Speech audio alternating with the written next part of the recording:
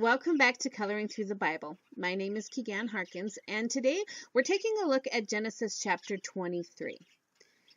This chapter is a sad but really important part of history.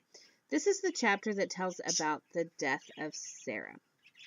Now, it's really sad that Abraham's wife died, but what he did for her after her death was of utmost importance for the nation of Israel. See, after Sarah's death, Abraham bought a field and a cave to bury her in, within the land of Canaan. So after a lifetime of wandering and moving from place to place, looking forward to a time when his descendants would inherit a permanent residence, Abraham actually purchases a land in the heart of the Promised Land. Now this tiny field and this cave would forever link his descendants back to the land that God had promised them. So even the sad and tragic periods of our lives are important. And this story reminds me that even if I don't understand it, God knows what He's doing.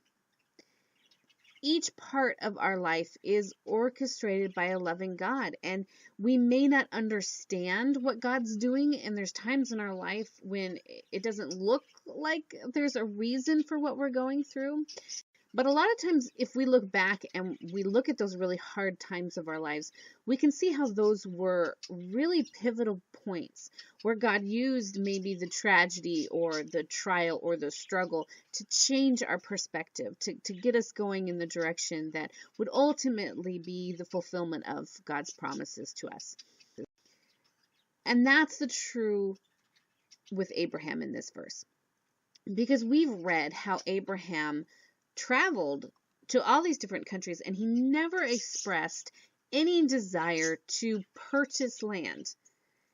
Every time that he went to a new country, we see him going to the ruler, going to the king, and asking if he can dwell in the land. He never asks to buy anything. He just asks if he can borrow a little bit of unused land for a while.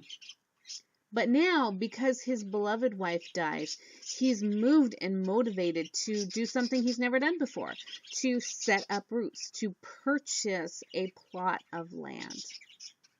And I know that I've said it before, but it's true. There is a reason for every season in our life. And God used this season of intense grief in Abraham's life to tie Israel to the Promised Land. So I just want to encourage you today to trust in God's wisdom, regardless of the emotions that we might be struggling with. Faith is whispering to our heart that God has everything in control. So let's listen to it. I hope you have been encouraged this week, and I hope that you have a wonderful weekend. Be sure to check back next week as we continue on with our look at Genesis. Have a truly blessed day.